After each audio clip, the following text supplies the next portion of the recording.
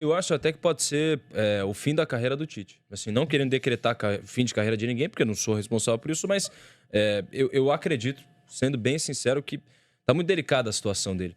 Porque é o seguinte, né? Até trazendo alguns bastidores.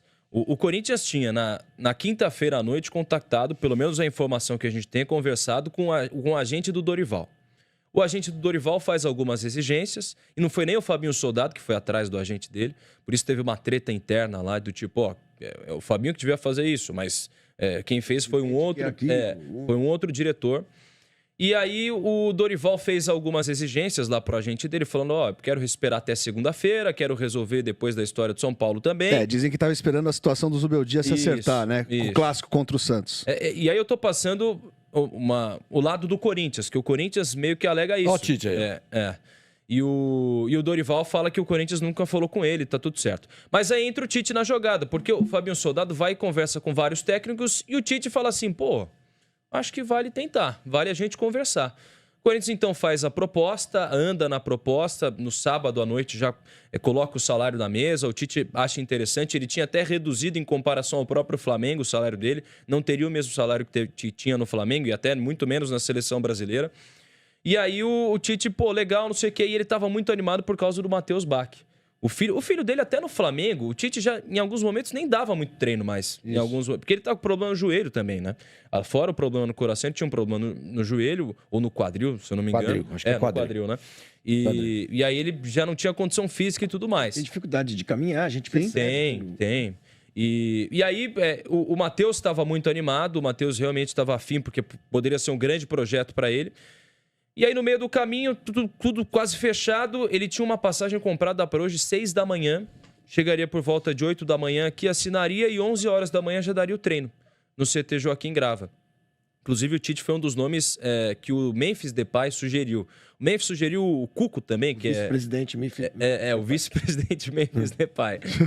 E aí o Tite acaba desistindo. Então, assim, o problema, né, a impressão que me dá é que o Tite, eu imagino, ele fazendo um palpite, que ele ficou muito frustrado com a passagem dele pela seleção brasileira, porque ele tinha um grande sonho de ser campeão do mundo, e também frustrado com a passagem dele no Flamengo, né?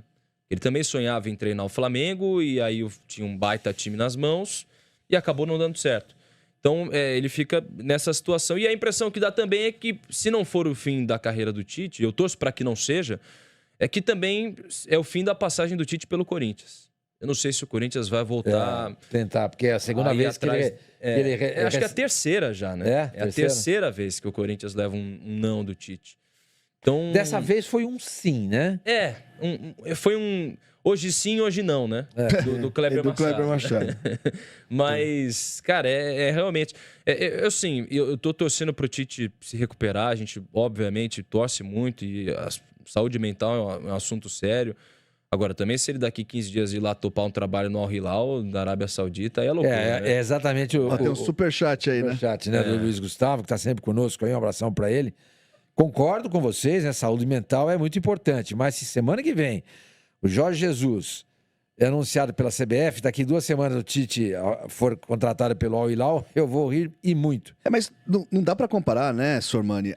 O nível da pressão que é treinar o Al Hilal e treinar o Corinthians com toda a simbologia que tem o Tite no Corinthians, né? É o cara que levou o Corinthians a um título inédito, né, da Libertadores, depois conquistar o Campeonato Mundial, o último brasileiro a conquistar. Então, acho que por toda a pressão que o Tite já sofreu no Flamengo, né, que é lidar com um time de massa, eu acho que talvez tenha isso que possa ter disparado esse gatilho nele de... Olha, será que eu vou aguentar esse rojão de novo? Né? Você viu tudo que aconteceu em relação ao filho, pai e filho, né? O Emiliano e o Ramon Dias. Então, é difícil, né? Acho que tem essa parte que o Pedro falou muito bem, né? Na questão do Matheus ser um dos principais defensores de que o pai voltasse a trabalhar, de que assumisse de volta o Corinthians. Imagino até pensando nessa possibilidade dele retomar, ir para um lugar que ele é querido, né, para justamente ter o ímpeto, porque como o Flavinho também falou na abertura, o Tite não falou desde que saiu da seleção brasileira. Sim. A gente não sabe qual que é o tamanho do trauma que é dirigir a seleção brasileira por 2 vezes e aí eu tava no estádio lá no Catar, numa retomada de bola mal feita lá, que esticaram a bola demais, a Croácia vai lá e vira e empata o jogo contra o Brasil. Então, realmente, eu acho que tem muitos traumas aí de trabalho que o Tite não encarou totalmente. E tem algumas atitudes também estranhas do Tite, né? O Tite é uma pessoa que todo mundo gosta, em geral. Verdade. Uma pessoa afável, uma pessoa séria, uma pessoa comprometida com o seu trabalho. A gente viu todo o tempo que ele trabalhou no Corinthians, no Grêmio. Pô, no São Caetano, ele foi técnico do São Caetano e tudo mais, na seleção brasileira também e tal. Esse jogo do Catar que você estava no estádio, Alexandre, a atitude do Tite ao deixar o campo... Sozinho, né? Sozinho, sem falar com os seus jogadores... Chamou muita atenção, né? Eu, pelo menos, tive essa impressão. Teve muita gente que o criticou demais, né? Massacraram. Pô, isso não é coisa que se faça. O que é isso? Acho que nós aqui também falamos. Mas depois eu refletindo um pouco mais sobre esse assunto, eu achei que a atitude foi mais estranha do que escrota. Porque ele não é um cara escroto. Ele não é um cara assim. Não. E o jeito que ele sai é muito esquisito. Claro que ele se submete a críticas quando faz isso. A gente tem o direito de criticar e de achar que a atitude é inaceitável. Mas talvez ele tenha tido razões, né? E como ele não fala, eu acho que isso também isso acaba represando muita coisa. Somatiza muita coisa, né? Ele não fala, ele não tem dado entrevistas. As entrevistas dele foram, como técnico do Flamengo, as obrigatórias pós-jogo, né? Chatíssimas, inclusive. E é mesmo. E ele nem estava dando praticamente entrevista às vezes. Né? Ele terceirizava, né? Vai, o Fábio Macerejan. Então, agora, Mateus, né? quando ele escancara essa questão da saúde mental, é importante a gente voltar um pouquinho no tempo e ver as coisas um pouco em perspectiva, porque pode ser que ele esteja sofrendo isso faz muito tempo Eu acho que tem a ver todo esse processo, assumir o Flamengo com toda aquela expectativa, com um timaço nas mãos e não conseguir fazer dar certo. Aí vem para um Corinthians que, embora tenha um elenco recheado, também tem vários problemas a se resolver. Memphis, o Garro, resolver também outras questões da defesa do Corinthians. Acho que talvez seria um passo maior que a perna nesse momento para ele, né? E tem gente que colocava ali na carteira que, assim, um dos motivos também poderia ser a parte política. Eu não sei, assim, eu não tenho nenhuma informação. Mas, que ele seria ligado ao grupo anterior, né? Eu tô acreditando no Tite, acho que tá tudo certo, a parte psicológica e tudo mais, saúde mental. Mas tem gente que fala, pô, o Tite, na gestão do Augusto, até do lado do Augusto, tem gente que desconfia que alguém chegou pro Tite e falou assim, ô Tite, pula desse barco, hein? Gente de oposição falando assim, ó, pula desse barco que o negócio tá embaçado. Mas aí nem abriria a negociação também, né? Não, se tem alguma restrição ao grupo político que hoje comanda o Corinthians, e é o que o Giovanni falou, ele tem um cara que tem condições de viver o resto da vida sem trabalhar mais e tudo, nem abre negociação, né? Nem senta pra conversar. Porque não foi advertido sobre essa situação ontem à noite. Sim. Tá todo... Ele acho que ele leu o noticiário, né?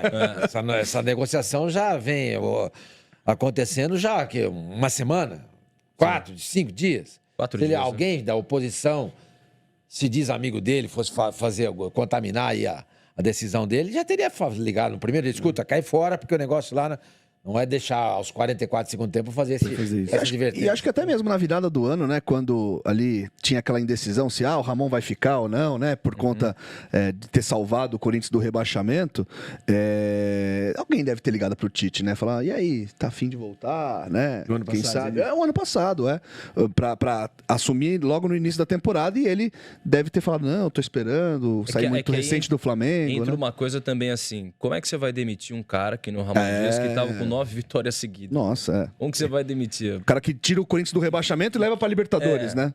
E é campeão paulista. E foi campeão paulista depois na sequência. 21 dias depois é demitido, né? É uma loucura, assim. Tem gente querendo não, culpando a diretoria, porque as pessoas tentam achar culpados, né? Tentando culpar a diretoria nessa situação. Eu não sei se eu consigo ver tanta culpa na diretoria, assim, porque tava tudo certo, né? Tava nessa situação da negociação com o Tite? Não. Eu acho que o problema do Corinthians foi ter demitido o Ramon Dias. Sim. Eu acho. Nós comentamos aqui, Você não né? demitiria, né, senhor? Não. Aliás, eu acho que o Santos ia correr atrás dele. Pegar o Ramon. Você acha? Eu acho. Não tem ninguém. Vai ficar quem? E daqui a pouco é o que vai sobrar. mesmo. Não, e ele é uma boa alternativa. Ele é um bom treinador. Pô, é aquilo que eu falei. Mas o Corinthians recebeu o Carrijo, o Memphis, quem mais que chegou na metade do ano? E o time deu uma... Pô, José Martínez. bom, o time cresceu. Thales Magno. Até o Hugo Souza chegou no meio do ano. Também. O Hugo também chegou no meio do ano. Ok, beleza, mas ele conseguiu fazer o time jogar, ué. Ele conseguiu fazer o time jogar. A campanha do Corinthians no Campeonato Brasileiro, já cansei de falar isso aqui, no segundo turno, que isso diz respeito ao Ramon, porque o primeiro turno foi do Antônio Oliveira, a campanha dele no segundo turno foi a campanha de vice-campeão. Chega na semifinal da Copa do Brasil, não é isso? Isso. E chega na semifinal também da Sul-Americana. Perde pro Racing. Exato, perde porque é hoje a gente timaço. até achando que é o melhor time da Argentina no momento. Sim. Aí vai pro Campeonato Paulista desse ano, que era o que tinha. No começo, ganha o campeonato. Aí o time dá claudicada aí no começo. No começo os caras mandam embora. Eu achei absolutamente injusto. Deu uma rateada grande que foi ser eliminado na pré-Libertadores. Mas esse já é um outro problema. Sim, tem a questão esse já é um outro problema. Você pode pegar o Guardiola e pôr treinar outra coisa, ele vai ser eliminado pelo Barcelona de Guayaquil. Porque não adianta. Você sabe o que mas foi ridícula aquela eliminação, aquela partida lá no Equador, né? Mas o desempenho do Corinthians em torneios sul-americanos, à exceção de 2012, o desempenho dele é ridículo sempre. É sempre. Ele nunca chegou em semifinal. Chegou em uma semifinal, onde ele foi campeão. Em uma outra semifinal, que ele perde pro Palmeiras nos pênaltis. Só. Então esse problema não é do Ramon Dias. Esse problema é da camisa do Corinthians. A camisa do Corinthians, a brincadeira que eu faço sempre, lá do acesso negado da catraca. Mas, gente, é uma brincadeira, mas é verdade. Viralizou. Essa é verdade. Isso é um problema. O problema não passa pelo torcedor, pelo treinador ou por jogadores. Eu não sei o que acontece.